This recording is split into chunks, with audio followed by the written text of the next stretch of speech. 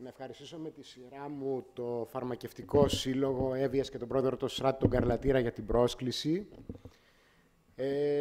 Και κυρίως όλους εσάς που έχετε καθίσει μέχρι αυτή τη στιγμή για να παρακολουθήσετε τις ομιλίες μας. Να ευχαριστήσω τους προηγούμενους συζητητές για όλον αυτόν τον πλούτο που κατέθεσαν σε αυτές τις 2 ημέρες. Θέλω να σας ρωτήσω, υπάρχουν κάποιοι που να έχουν παρακολουθήσει και τις 8 ομιλίες? Όσους, μάλλον ναι, τις 7 και πάμε για την 8η. Υπάρχουν κάποιοι που θα ήθελαν να κάνουν κάτι από αυτά στο φαρμακείο τους, να σηκώσουν το χέρι τους, που θα ήθελαν να το κάνουν? Υπάρχουν κάποιοι που κάτι από αυτά που ακούστηκαν θα το κάνουν από αύριο? Υπάρχει κάποιος που θα ήθελε να πει τι είναι αυτό που θα κάνει από αύριο, να πει ότι άκουσα αυτή την ομιλία, να πει ένα παράδειγμα? Αν θέλετε, αλλιώς σας ακούω. Τη μηχανοργάνωση. Έχετε σκεφτεί στο μυαλό σας πώς θα το κάνετε ή θα το προσπαθήσετε? Αυτό είναι πάρα πολύ ευχάριστο. Για όσους δεν με γνωρίζετε, για να συνεχίσουμε, είμαι ο Γιώργος Κουτέπας. Έχω πτυχίο φαρμακευτικής από το Πανεπιστήμιο Αθηνών και πτυχίο επιχειρησιακής έρευνας και μάρκετινγκ από το Οικονομικό Πανεπιστήμιο Αθηνών, την ΑΣΟΕ, όπως ξέρουν οι περισσότεροι. Είμαι συνάδελφος, έχω φαρμακείο στην Αθήνα και είμαι μέλος του Φαρμακευτικού Συλλόγου Αττικής. Το αντικείμενο της ομιλίας ουσιαστικά που θα παρακολουθήσουμε είναι αυτό το οποίο συζητήσαμε με τις 3 ερωτήσεις που κάναμε στην αρχή, γιατί είμαι σίγουρος ότι ο καθένας θα ήθελε, για παράδειγμα, να έχει στο φαρμακείο του, για παράδειγμα, τον Ηλία, τον Χαλιγιάννη, τον Βασίλη, τον Πριλιράκη στον πάγκο του φαρμακείου του, τον Τάσο, τον Τερζή στη διαχείριση του δικτύου στο οποίο ανήκει, ή τον Παναγιώτη, τον Ζαρογουλίδη σε οικονομικά. Επειδή όμως δεν μπορούμε να τους κλωνοποιήσουμε, θα πρέπει να βρεθεί ένας τρόπος όλα αυτά που λένε να μπορέσει να εφαρμοστεί και ο καθένας από εμάς να μπορεί να το χρησιμοποιήσει στο φαρμακείο του. Ουσιαστικά η ομιλία είναι χρονομετρημένη 37 λεπτά. Ελπίζω να την κάνω και ακόμα πιο σύντομα για να μην σας κουράσω. Θα ξεκινήσουμε από μια πάρα πολύ σύντομη ανασκόπηση του περιβάλλοντος και επιδράσεων που έχει στο φαρμακείο, παραλείποντας μάλιστα όσα ήδη ακούστηκαν. Θα μιλήσουμε για κάποιες διεξόδους που υπάρχουν για το φαρμακείο, αλλά και απαιτήσεις προσαρμογής που υπάρχουν για να υπάρξουν αυτές οι διέξοδοι, για τις δομές υποστήριξης που απαιτούν αυτοί οι διέξοδοι και φυσικά για τη διερεύνηση των μηχανισμών εφαρμογής στην πράξη, που είναι οι επιχειρησιακές διαδικασίες που τις συνοδεύουν. Στην ουσία, για αυτά τα 37 λεπτά που θα μου διαθέσετε, στο τέλος αυτής της ομιλίας θα μπορούμε να αντιληφθούμε το φαρμακείο ως ένα σύνολο διαδικασιών που η ορθή δόμησή τους θα αυξάνει τη συνολική απόδοσή τους. Θα μπορούμε να αναγνωρίσουμε τέτοιες διαδικασίες στο φαρμακείο και να αναλύουμε τα στάδια τους, να ιεραρχούμε τη σημασία τους, γιατί τα πάντα που γίνονται μέσα σε ένα φαρμακείο δεν έχουν όλα την ίδια βαρύτητα, οπότε κάποια θα πρέπει να καλυφθούν πιο άμεσα από ό,τι άλλα. Και το σημαντικότερο, θα μπορούμε τουλάχιστον να ξεχωρίζουμε τις διαδικασίες αυτές σε απλά καθήκοντα που θα τα εκτελούμε ή θα τα αναθέτουμε σε κάποιον άλλο. Όσον αφορά την ανασκόπηση του περιβάλλοντος, τα νούμερα νομίζω υπερκαλύφθηκαν και υπόθηκαν. Αυτό στο οποίο θα μείνουν είναι το εξής. Ουσιαστικά όλα αυτά τα νούμερα που ακούστηκαν οδηγούν ώστε τουλάχιστον τον Οκτώβριο του 2014 και μετά την τελευταία αλλαγή του ποσοστού κέρδους, το κατόφλι των μηνιαίων πωλήσεων για τη βιωσιμότητα ενός φαρμακείου σε μεγάλο αστικό κέντρο για το οποίο έγινε ο υπολογισμός, και όταν λέμε βιωσιμότητα να μένει και κάτι στο φαρμακοποιό το οποίο έχει αυτό το φαρμακείο, ήταν 23.000 ευρώ. Ας αναρωτηθούμε αυτή τη στιγμή πόσα φαρμακεία στην Ελλάδα κάνουν 23.000 ευρώ μηνιαίων πωλήσεων. Παρόλα αυτά, το ανταγωνιστικό περιβάλλον που όλοι οι συνάδελφοι περιέγραψαν, βλέπουμε ότι υπάρχει μια έντονη δραστηριότητα τόσο με άνοιγμα ή μεταφορά νέων μονάδων σε κεντρικά σημεία, με συνεχή διεύρυνση ωραρίου, με πολυτελές κατασκευές και ανακαινήσεις και πλέον και ακούγεται και για είσοδο ιδιωτών επενδυτών, πρωτοφανής πολεμοσιμών μέσω πλατφορμών ηλεκτρονικού εμπορίου Και φτάνουμε στο ερώτημα, το οικονομικό, ότι με βάση τα οικονομικά δεδομένα του περιβάλλοντος που είδαμε πριν, πώς θα αποσβεστούν αυτές οι επενδύσεις. Πώς υπάρχουν δηλαδή άνθρωποι οι οποίοι ρίχνουν 100, 200 και 300 χιλιάρικα για τα οικονομικά δεδομένα που είδαμε πριν. Τι περιμένουν. Δυστυχώς, αυτό το οποίο περιμένουν είναι αυτό που γίνεται και σε άλλους κλάδους του λιανεμπορίου και έχουμε δει να συμβαίνει και σε φαρμακευτικούς κλάδους άλλων χωρών, τη συγκέντρωση. Δηλαδή το να πάρουν μερίδια αυτούς που δεν θα μπορέσουν να ακολουθήσουν τον ανταγωνισμό, να πάρουν τα δικά τους μερίδια, ώστε να πετάξουν κάποιους από την αγορά και αυτοί μένουν να καταστήσουν βιώσιμες τις επενδύσεις τους. Για το κοινωνικό περιβάλλον και αυτά υπόθηκαν πάρα πολύ. Το μόνο το οποίο θα ήθελα να σχολιάσω είναι ότι σε ένα οικονομικό περιβάλλον όπως αυτή τη στιγμή στην Ελλάδα, το οποίο το καλοκαίρι του 2015 έφτασε μία ανάσα από το ποιο νόμισμα θα έχει, ή για παράδειγμα αυτή τη στιγμή πιέζεται από όλο το περιβάλλον, είτε των μεταναστευτικών είτε του αβέβαιου οικονομικού περιβάλλοντος, πώς μπορεί κάποιος να κάνει μία επένδυση στην οποία δεν υπάρχει σταθερό επενδυτικό περιβάλλον. Αντίστοιχα για τους καταναλωτές, γνωρίζουμε όλοι ότι παρόλο που μειώνεται το διαθέσιμο εισόδημά τους, κατευθύνουν αγορές όταν θα βρουν κάτι που θεωρούν που έχουν αξία. Όσον αφορά το περιβάλλον υγείας, το σχόλιο που θα ήθελα να τονίσω είναι ότι το κράτος αποσύρεται από το ρόλο του στη χρηματοδότηση και την παροχή υγείας και ταυτόχρονα αυτό το κενό θα δούμε ότι σιγά σιγά έρχεται να καλυφθεί από μια ιδιωτική χρηματοδότηση, δηλαδή ίσως από ιδιωτικές ασφαλιστικές εταιρείες ή κάτι παρόμοιο. Και έρχομαι να ρωτήσω ακόμα και αν υπάρξει ένα θεσμικό πλαίσιο το οποίο εξασφαλίζει όλα αυτά που είπαμε. Το θεσμικό πλαίσιο πάντα θα αφορά τη δημόσια και κρατική χρηματοδότηση. Αν μια ιδιωτική ασφαλιστική κάνει σύμβαση μόνο με ορισμένα φαρμακεία, τι σημαίνει αυτό για το περιβάλλον μας. Για τα θέματα της τεχνολογίας και της ψηφιοποίησης του περιβάλλοντος βλέπουμε ότι πλέον γίνονται τέτοιες αλλαγές που περιορίζονται μόνο από τη φαντασία αυτού που υλοποιεί με τα εργαλεία που έχει υπηρεσίες. Για παράδειγμα, σκεφτούμε ένα μετρητή σακχάρο, ο οποίος μεταφέρει αυτόματα δεδομένα μέσω σύνδεσης Wi-Fi Bluetooth και ενημερώνει τον ιατρικό φάκελο του ασθενούς. Το θέμα είναι ότι χρησιμοποιώντας τέτοιες χρήσεις τεχνολογίας, ακόμα και υπηρεσίες στις οποίες θεωρούμε ότι εμείς τον ασθενή που έχουμε στο φαρμακείο μας τον έχουμε περιχαρακώσει. Δεν είναι δυνατόν, πού θα πάει, πώς θα επιλύσει τις ανάγκες του. Ας δούμε το παρακάτω βίντεο, είναι διαθέσιμο για τον οποιοδήποτε στο ίντερνετ, οπότε ας δούμε και μία άλλη σκέψη.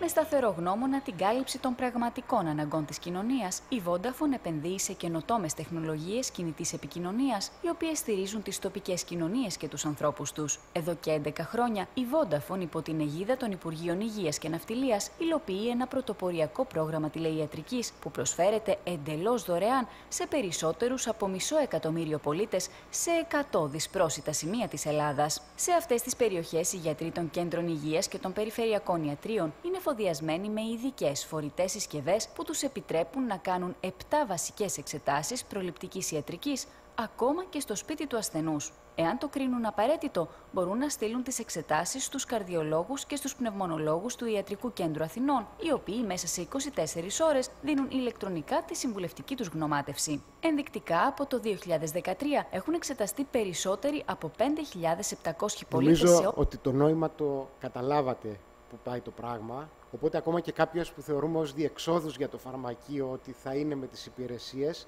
εάν δεν έχουμε κάτι σύντομα να προσφέρουμε σε αυτή την κοινωνία, υπάρχουν και άλλοι. Δυστυχώς, αυτό το ρευστό περιβάλλον θα μπορούσε, εάν δεν υπάρξει κάποια άλλη εξέλιξη από τη μεριά μας, όντως να οδηγήσει σε κάτω των 6.000 φαρμακείων πανελλαδικά.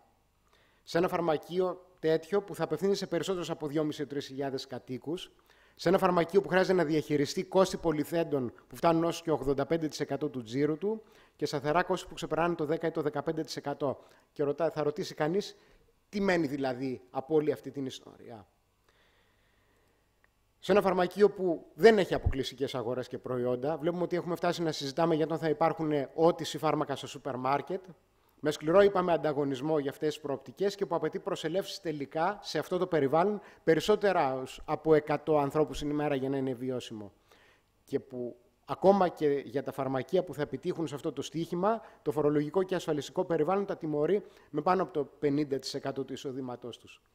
Προφανώς σε αυτό το περιβάλλον το ερώτημα αν το φαρμακείο είναι του ενός ή πολλών φαρμακοποιών ουσιαστικά αφορά μόνο την κεφαλαιακή επάρκεια, αν ήταν ενός φαρμακοποιού. Πάντως δεν είναι ένα φαρμακείο που ο φαρμακοποιός που το έχει πηγαίνει το πρωί, φεύγει το βράδυ και έχουν περάσει όλα από τα χέρια του και έχει ασχοληθεί με όλα όσα γίνονται μέσα στο φαρμακείο του. Καταλαβαίνετε ότι αυτό πλέον δεν είναι εφικτό. Ερώτημα. Πώς θα ανταποκριθεί λοιπόν το φαρμακείο σε αυτό το περιβάλλον που περιγράψαμε? Τι πρέπει να προσφέρει στην αγορά και ποιες είναι οι πηγές του ανταγωνιστικού πλεονεκτήματος? Πριν πω τις δικές μου σκέψεις, θα ήθελε κάποιος μέσα με μία ή δύο λέξεις να σκεφτεί, να πει ότι, για παράδειγμα, εγώ θεωρώ τις υπηρεσίες ή εγώ θεωρώ να πει κάποια σκέψη που έχει, να πει τα καλλιτικά, την υγεία, οτιδήποτε άλλο, το εργαστήριο, έχοντας δει και αυτές τις ομιλίες. Υπάρχει κάποιος που να θεωρεί ότι υπάρχει κάποια προοπτική? Ακούω.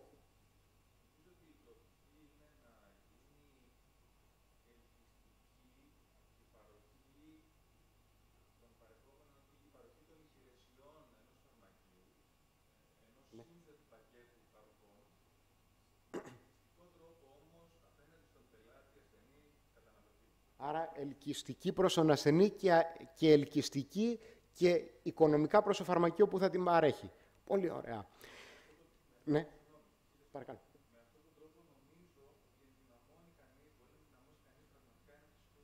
Ευχαριστώ.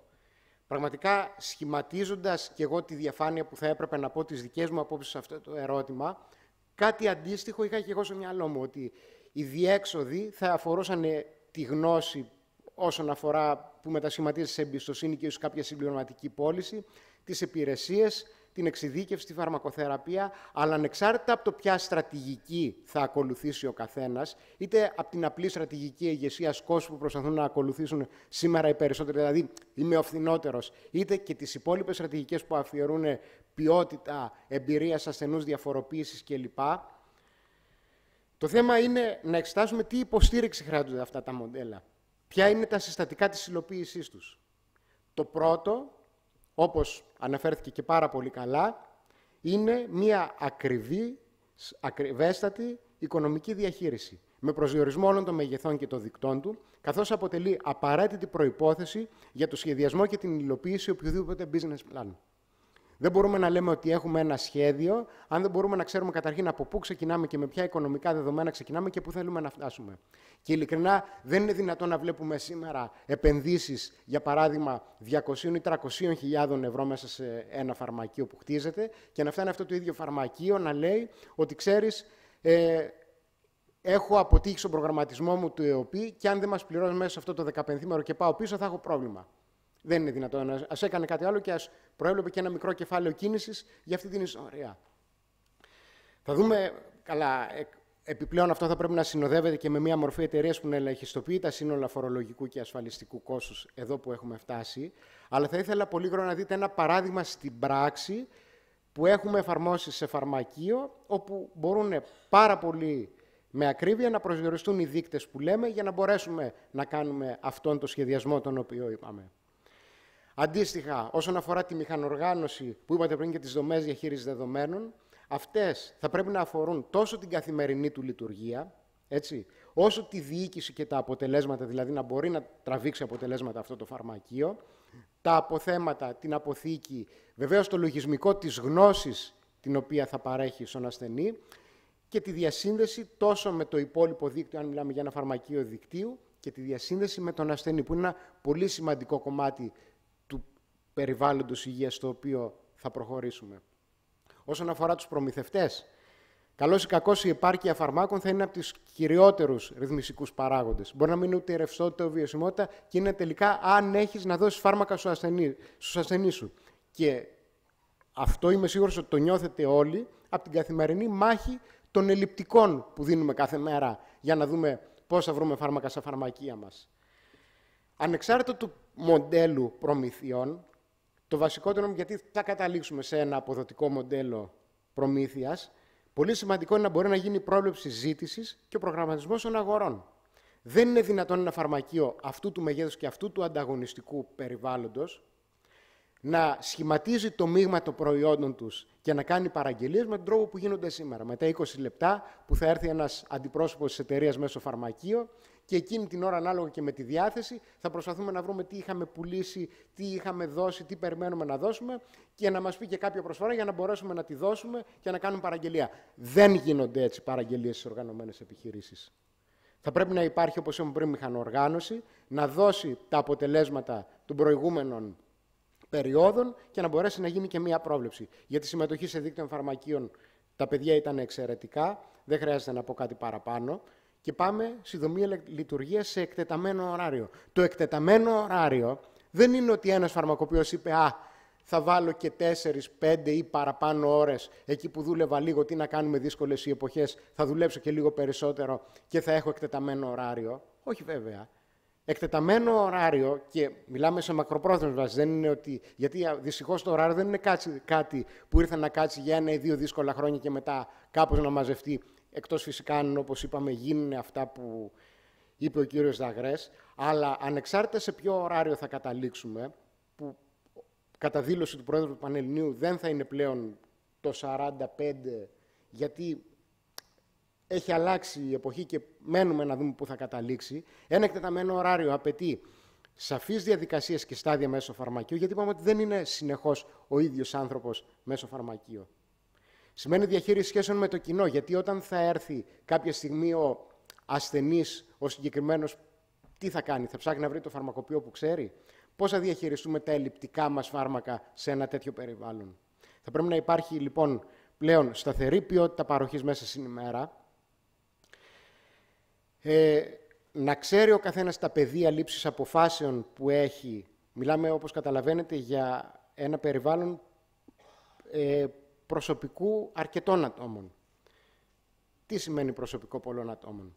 Ότι σε αυτή τη διοίκηση του προσωπικού θα πρέπει να υπάρχει διαδικασία πρόσληψης, εκπαίδευσης και ενσωμάτωσης, ανάθεση καθηκόντων και εξειδίκευση, έλεγχος, αξιολόγηση και επιβράβευση κτλ. Θέλω να πω ότι σε μια συζήτηση που κάναμε με φαρμακεία, τα οποία βρίσκονται σε στάδιο μεγέθυνσης και περνάνε αυτά τα πράγματα τώρα στην Αθήνα, το σημαντικότερο, ή μάλλον ένα από τα σημαντικότερα προβλήματα που είχαν να περιγράψουν, ήταν ότι τι θα κάνω με το προσωπικό, τι θα κάνω στην ανθρώπινη περίπτωση που η υπάλληλος που έχω φύγει επειδή έμεινε έγκυος ή λόγω αλλαγής εργασιακού χώρου. Ή, αυτά τα ζούμε καθημερινά όλοι. Υπάρχουν πάμπολοι λόγοι. Θα πρέπει λοιπόν ένα τέτοιο φαρμακείο να μπορεί με ακρίβεια, να μπορεί και να βρίσκει ανθρώπους να εργαστούν σε αυτό και να μπορεί να εκπαιδεύει τις απαραίτητες διαδικασίες. Έχουμε και εδώ ένα πολύ μικρό απόσπασμα από παράδειγμα εφαρμογής συμπράξης, από πράγματα που μπορούμε να πούμε σε έναν άνθρωπο που ήρθε στο φαρμακείο μας και ετοιμάζεται να δουλέψει στον πάγκο. Γιατί καταλαβαίνετε ότι είναι τέτοιες οι αλλαγές που κάθε μέρα ρωτάμε τον κύριο Τσιριμπή ποια εγκύκλωση ισχύει σήμερα. Θα πρέπει αυτά με έναν τρόπο, όταν τα μάθουμε, να τα πούμε και σε αυτούς που εργάζονται στο φαρμακείο μας. Για τη διαχείριση της φαρμακοθεραπείας που γίνεται μέσα σε αυτό το φαρμακείο θα μπορούσαμε να βγουν πάρα πολλά πράγματα. Θα αρκεστούμε μόνο σε ένα. Όταν το 2013 στην Αγγλία δόθηκαν 12 δισεκατομμύρια λίρες για τη φαρμακευτική δαπάνη, όταν την ίδια στιγμή, παρά το εκτεταμένο πρόγραμμα υπηρεσιών το οποίο προσπαθούν να εφαρμόσουν, βρέθηκε ότι ένα ποσοστό 30 έως 50% δεν λάμβαναν τα φάρμακά τους με τον ενδεδειγμένο τρόπο, ορίστε το πεδίο που έχει ανάγκη η κοινωνία από το φαρμακείο. Εάν μπορέσουμε αυτό να το υλοποιήσουμε σε μία πραγματική βάση και να αποδείξουμε αυτά τα νούμερα, δεν θα μπορέσει ποτέ ξανά κανείς να ενοχλήσει το φαρμακείο για κανένα και θα μπορέσουμε και αποζημίωση των υπηρεσιών να αποτύχουμε και αυξήσεις περιθωρίων κέρδους και τα πάντα. Για τις πρόσθετες υπηρεσίες στην πρωτοβάθμια νομίζω ότι εντάξει, όλοι γνωρίζουμε πράγματα που θα μπορούσαμε να κάνουμε. Το αποσπάσμα αυτό είναι από πράγματα που γίνονται στην Αγγλία. Το ίδιο ισχύει και η ανάπτυξη υπηρεσιών και κατηγοριών προϊόντων. Το μόνο στο οποίο θα ήθελα να μείνει εδώ σε πρακτική βάση είναι να post που έκανε ο συνάδελφος ο Λευτέρης Σομαρίνος από το Specialty Pharmacy Times, που αφορούσε αυτοάνοσα νοσήματα, αυτοφροντίδα και μη υποχρεωτικώς συνταγογραφούμενα φάρμακα. Σε αυτό το άρθρο αναφέρθηκαν 4 παραδείγματα ειδικών κατηγοριών ασθενών που πήγαν στο φαρμακείο για να πάρουν OTC και το πρωτόκολλο που ακολούθησε ο φαρμακοποιός για να τους καλύψει. Εσείς πιστεύετε ότι ένα φαρμακείο που ακολουθεί τέτοια πρωτόκολλα είναι ποτέ δυνατόν να ανησυχεί για το αν θα πάνε οι ασθενείς στο σούπερ μάρκετ? Και μην ξέρετε, μιλάμε πάντα για μερίδια. Ιδού ένα μερίδιο που δεν μπορεί να το χάσει ποτέ και από κανένα. Για την προβολή και την επικοινωνία νομίζω είναι κάτι στο οποίο ο κλάδος υπερκαλύπτεται από προσφορά και δεν θα ήθελα να το αναλύσω περαιτέρω. Θεωρώ ότι υπάρχουν άπειρες προτάσεις και δυνατότητες. Όσον αφορά και το ηλεκτρονικό περιβάλλον υγείας, είπαμε πριν ότι οι υπηρεσίες που μπορείς να παρέχεις περιορίζονται μόνο από τη φαντασία σου, δηλαδή τη φαντασία που μπορείς να χρησιμοποιήσεις στην υλοποίηση τέτοιων υπηρεσιών. Θα σταθώ μόνο πάλι σε μία ανάρτηση του συνάδελφου του Ηλία του Κατσόγιαννη, όπου περιέγραψε την χρήση του προγράμματος φαρμακείου του, ώστε να μπορέσει να δει ποιοι ασθενείς του παίρνουν ένα συγκεκριμένο φάρμακο και αντίστοιχα να μπορέσει να τους προγραμματίσει και να τους ενημερώσει αν κάτι χρειαστεί για οποιοδήποτε λόγο. Ας πούμε ότι γίνεται μία ανάκληση φαρμάκου ή μία αλλαγή στο φύλλο των οδηγιών χρήσης. Επαναλαμβάνω ότι ένας τέτοιος ασθενής που έχει αυτό το επίπεδο εξυπηρέτησης είναι ένα εντός εισαγωγικών μερίδιο που δεν πρόκειται ποτέ να το χάσεις από το φαρμακείο σου. Στο ερώτημα πώς θα γίνουν όλα αυτά, μιλήσαμε για επιχειρησιακές διαδικασίες. Ως επιχειρησιακή διαδικασία ορίζεται η διαδικασία που περιλαμβάνει ένα συγκεκριμένο σύνολο από τις δραστηριότητες μιας επιχείρησης ή ενός οργανισμού για να εξυπηρέσει τις ανάγκες των πελατών της. Ουσιαστικά είναι μια δέσμη δραστηριοτήτων, των οποίων οι εισρωές και οι εκροές είναι μετρήσιμες, επαναλαμβανόμενες και συμμετέχουν στη δημιουργία προστιθέμενης αξίας. Τι κάναμε όλοι αυτή εδώ την ώρα? Μιλούσα για μια θεωρία. Έκανα μια θεωρητική περιγραφή, μια ανάλυση του τι πρέπει να γίνει και για έννοιες ακαδημαϊκού περιεχομένου. Προσέξτε όμως, όταν έρθει η ώρα να εφαρμοστούν αυτά τα πράγματα, χρειάζεται η ανάλυση του πώς γίνεται. Μία έκθεση ενεργειών με λεπτομέρειες, μία εκπαίδευση στην πράξη και κυρίως εφαρμοσμένες διαδικασίες. Δεν μπορούμε να μένουμε όλο στο τι πρέπει να γίνει, στο τι ωραίο που είναι όταν γίνεται, στο να δείχνουμε κάποιο ίσως όχι παράδειγμα, στο να δείχνουμε ότι τη θεωρία του πώς γίνεται και κάποια στιγμή να μην μπορούμε να διδάξουμε πώς γίνεται αυτό και με ποιο πρωτόκολλο. Γι' αυτό είναι πολύ σημαντική η ομιλία του κυρίου Μπυρλεράκη χθες, γιατί το έδειξε βήμα-βήμα. Παράδειγμα, λέμε ότι ο φαρμακοποιός θα πρέπει να πληροφορεί τον ασθενή του για τυχόν αλληλεπιδράσεις που μπορεί να έχει η αγωγή του. Καλό, άριστο, όποιος το πει θα πρέπει όλοι να το χειροκροτήσουμε. Αυτό όμως συνεπάγεται μία πράξη. Μία πράξη που λέει, κύριε Νίκο, μου ζητάτε μία ασπιρίνα να βλέπω στον υπολογιστή πως είσαι σε αγωγή για έλκος. Θα πρέπει να πάρετε άλλο αναλγητικό. Προσέξτε τώρα ότι αυτή η πράξη σημαίνει αναγνώριση. Πώς να αναγνωρίσαμε τον κύριο Νίκο? Έτυχε να είναι ο φαρμακοποιός που τον ήξερε, έγινε με κάποιο barcode, κάποιες κάρτας που είχε, τι είχε? Βλέπω στον υπολογιστή σημαίνει μηχανοργάνωση. Είσαστε σε αγωγή για έλκος σημαίνει ιστορικό. Και το πρέπει να πάρετε φυσικά άλλο αναλγητικό προϋποθέτει γνώση. Όλα αυτά είναι δηλαδή κομμάτια μιας διαδικασίας. Λέμε στη θεωρία ότι τα συνεργατικά δίκτυα φαρμακείων θα πρέπει να προγραμματίζουν από κοινού το μείγμα προϊόντων τους.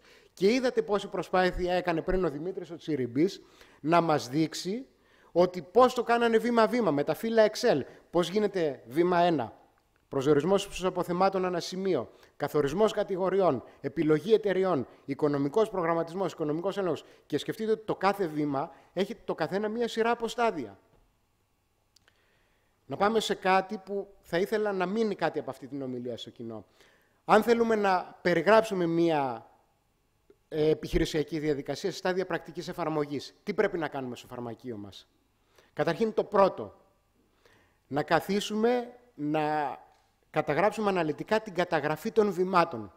Αφού προηγηθεί βέβαια το να σκεφτούμε γιατί γίνεται αυτή η επιχειρησιακή διαδικασία και πού αποσκοπεί, να καταγράψουμε αναλυτικά τα βήματά της.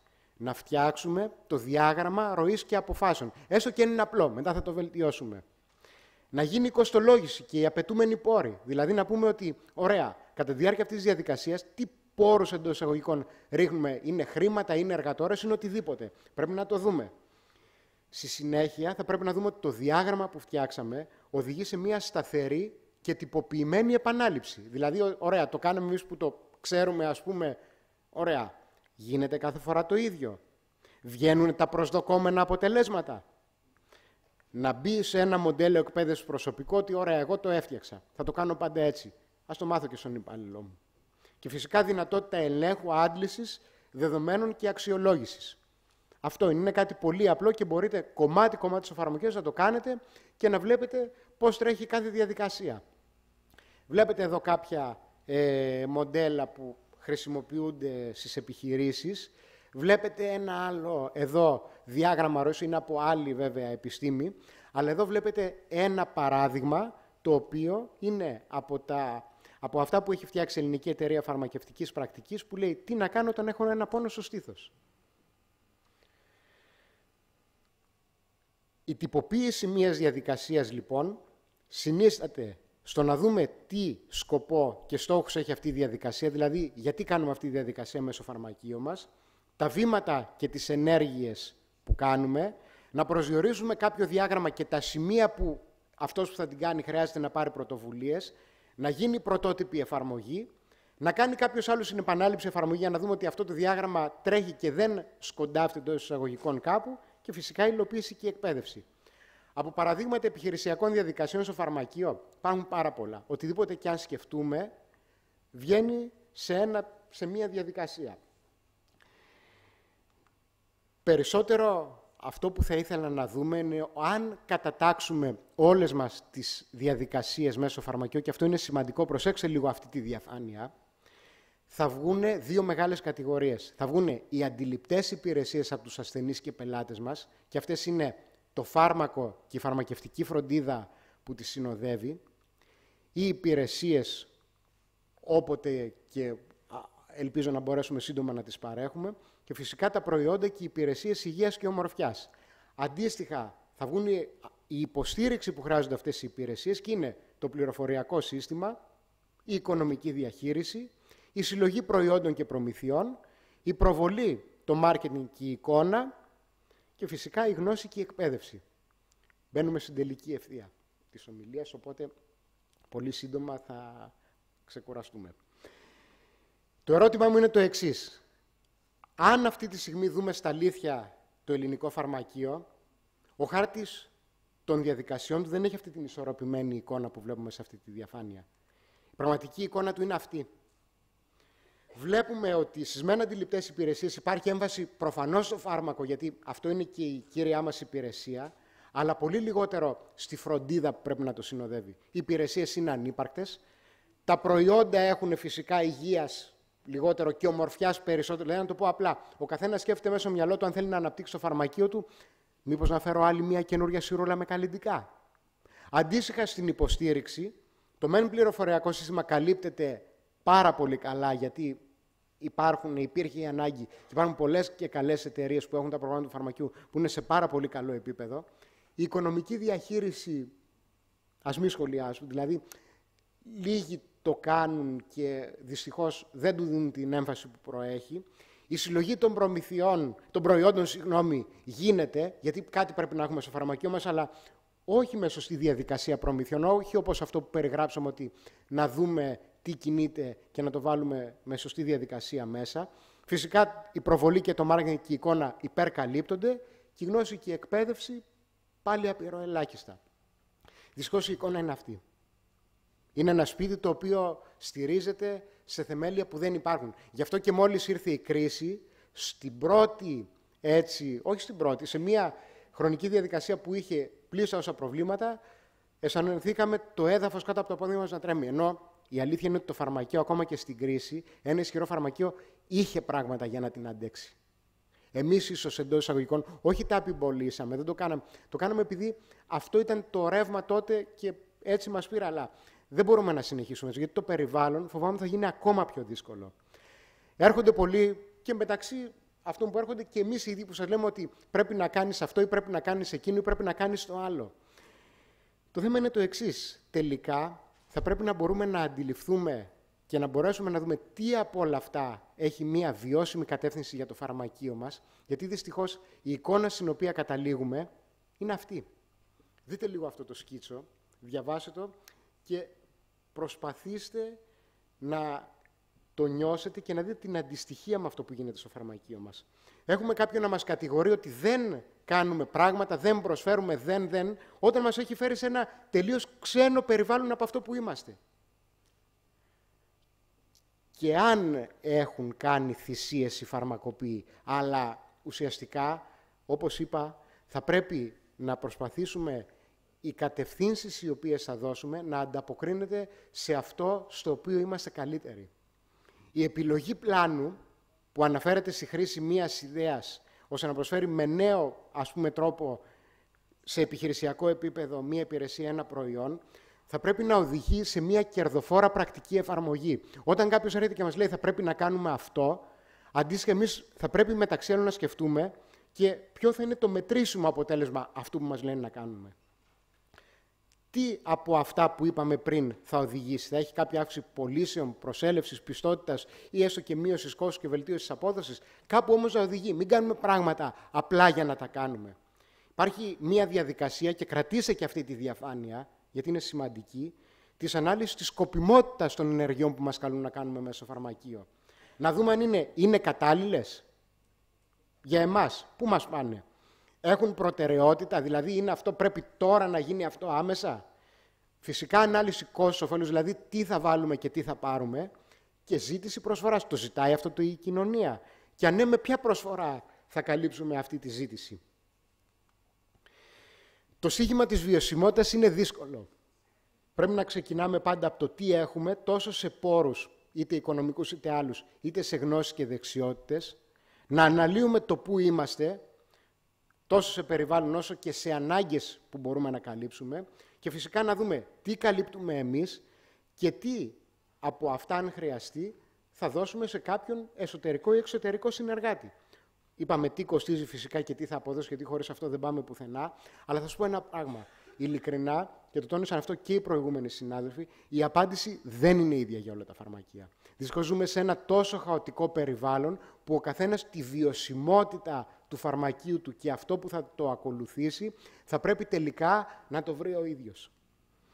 Υπάρχει ένα νέφος διαδικασιών, προτάσεων και όλα αυτά που λέμε ότι πρέπει να γίνουν, αλλά σε τελική ανάλυση θα πρέπει οτιδήποτε έρχονται και μας λένε, και γι' αυτό είπαμε στην αρχή ότι μετά από αυτά τα 37 λεπτά της ομιλίας, ο καθένας θα μπορεί κάθε διαδικασία να μπορεί να την αναλύσει και να την κατατάξει κάπου. Θα πρέπει λοιπόν να υπάρχει ένας ακριβής προσδιορισμός στόχου. Γιατί το κάνω, σε ποια από αυτές τις κατηγορίες θέλω αυτή τη στιγμή να υπάρξει κάποια ανάπτυξη και τι περιμένω από αυτό.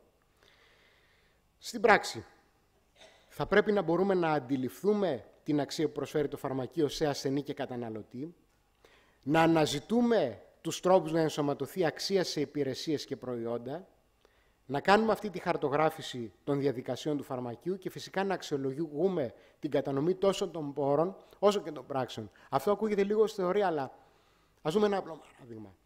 Έρχεται κάποιος και σας ζητάει επανειλημμένα ένα βλενολιτικό σιρόπι στο φαρμακείο σας.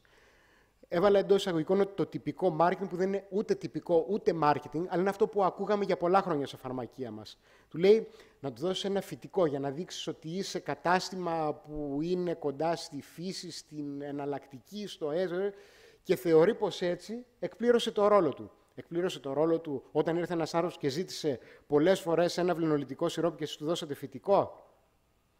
Το ρωτήσαμε αυτόν τον άνθρωπο εάν είναι καπνιστής. Το ρωτήσαμε αν είναι στα πρώτα στάδια της χρόνιας αποφρακτικής πνευμονοπάθειας, η οποία προκαλεί τη βλένη, όλοι αυτοί τους πνεύμονες που ουσιαστικά τον πνίγει και όσο περνάνε τα χρόνια, όσο βληνολιτικά σιρόπια και να πάρει θα επιδεινώνεται. Αυτή είναι η αξία που θα δημιουργήσουμε στους καταναλωτές μας και στους ασθενείς μας, αλλά κυρίως, και αν αναρωτηθεί κανείς, ωραία, τι θα κερδίσω από αυτόν, όταν αυτός ο άνθρωπος ενημερωθεί για αυτό και πάει στο γιατρό του και το συζητήσει με αυτόν και το ξανασυζητήσει με εμάς, θα μπει σε μία διαδικασία διακοπής του καπνίσματος, που πολύ πιθανόν αυτή να αποδίδει κύκλο εργασιών εντός εισαγωγικών 50 ευρώ κάθε 2 εβδομάδες. Κάθε 2 εβδομάδες για διάστημα 14 έως 18 εβδομάδων χρησιμοποιείται. Να ένα μερίδιο. Πολύ καλύτερο από το να δώσουμε ένα φυτικό σιρόπι. Θα θέλατε να πείτε έτσι κάποιο τέτοιο παράδειγμα που χρησιμοποιείτε στο φαρμακείο σας? Έτσι, 1-2 λεπτάκια πριν τελειώσουμε. Αν θα ήθελε κάποιος και από τους ομιλητές ακόμα κάτι που... Έχουμε... Ακούω. Κολοκοτρώνης ονομάζομαι, έχω φαρμακείο στον Πειραιά, κύριος Κολοκοτρώνης, στο Βορειοελλάδα για την ακρίβεια. Την πρακτική που περιγράφεις, Γιώργο, Ναι. την ακολουθούμε στο φαρμακείο μας με τον αδερφό μου, γιατί είμαστε στεγασμένοι, Ναι. τα τελευταία 2 χρόνια. Όχι τόσο νομιτικά. Δεν έχει σημασία. Το λέω με την έννοια ότι γράφουν πάνω στο κουτάκι, δεν κάνουν κάτι. Δεν έχει σημασία. Έστω και κάτι μικρό να είναι, οτιδήποτε. Απλά προσπαθούμε να ασχοληθούμε ένα λεπτάκι παραπάνω με το... Έτσι. Αυτό πρακτικά στο δικό μας φαρμακείο έχει δημιουργήσει καινούριους τεράστιους. Εκεί ήθελα. Σε ευχαριστώ πάρα πολύ. Πραγματικά σε ευχαριστώ. Σε ευχαριστώ. Δεν είναι αυτά καλύτερα από το να βάλω κάποια καινούρια σιρούλα με κρέμες στο φαρμακείο ή από το να φτιάξω μία σελίδα στο Facebook να διαφημίσω την έκπτωση στα και βάλτε στο κενό ό,τι θέλετε. Προσέξτε, δεν ήρθα εδώ για να υποτιμήσω το ρόλο της εικόνας και του μάρκετινγκ σε αυτά. Χρειάζεται και η εικόνα και το μάρκετινγκ, κακά τα ψέματα, αρκεί όταν χρειάζεται να προβάλλεις μία αξία όταν την έχεις δημιουργήσει. Αν προσπαθείς να προβάλλεις κάτι που δεν έχεις ή μία αξία που δεν έχεις και προσπαθείς στο περίπου και να πεις ότι να, εγώ κάνω marketing χωρίς να έχω κάτι που να είναι μία πραγματική αξία, η κατάληξη είναι αυτή. Βάζεις το άλογο πάνω στο κάρο και το σέρνεις μόνος σου. Ας μιλήσουμε για διεξόδους. Όποια διέξοδο και να δούμε, λέγεται μεταφορά, λέγεται ανακαίνιση, συμμετοχή σε δίκτυο, συνεργασίες, εξειδικεύσεις, υγείες, ομορφίες. Τα πάντα, ό,τι και να βάλουμε, ξεκινάει από 4 απλές ερωτήσεις. Από το πώς, που είναι η επιχειρησιακή διαδικασία, το πόσο, η ανάλυση κόστους και ωφέλους, με ποιους, εσωτερικοί και εξωτερικοί συνεργάτες και κυρίως η υλοποίηση και η εκπαίδευση. Χωρίς αυτές και χωρίς να δούμε από πού ξεκινάμε και πού θέλουμε να καταλήξουμε, δυστυχώς, όπως βλέπετε, δεν μπορεί να υπάρξει αποτέλεσμα. Καταλαβαίνω ότι είναι άδικο σε ανθρώπους οι οποίοι ξεκίνησαν σπουδάζοντας φαρμακευτική, που δεν τους άρεσε η διαχείριση, που δεν τους άρεσε το management, που δεν τους άρεσαν τα οικονομικά, να τους λες ότι πρέπει να αφιερώσουν ένα τόσο σημαντικό κομμάτι στην λειτουργία του φαρμακείου τους σε αυτά τα πράγματα. Το θέμα είναι το εξής, ότι σε αυτό το περιβάλλον είμαστε και εδώ πρέπει και με αυτά τα δεδομένα θα πρέπει να κινηθούμε. Και να ξέρετε ότι πραγματικά είναι βαθύτερη πεποίθηση, δηλαδή το πιστεύω πραγματικά αυτό το πράγμα, ότι κάποιος που ξεκινάει από πράγματα στα οποία μπορεί να τα καταγράψει και να τα ακολουθήσει, τελικά όσο δύσκολο και αν φαίνεται στην αρχή, με την κατάλληλη ίσως ενίσχυση και βοήθεια, τελικά ακόμα και οι δυσκολίες όλου του κόσμου, ακόμα και οι δυσκολίες όλου του κόσμου, μπορούν τελικά να αντιμετωπιστούν. Σας ευχαριστώ πολύ.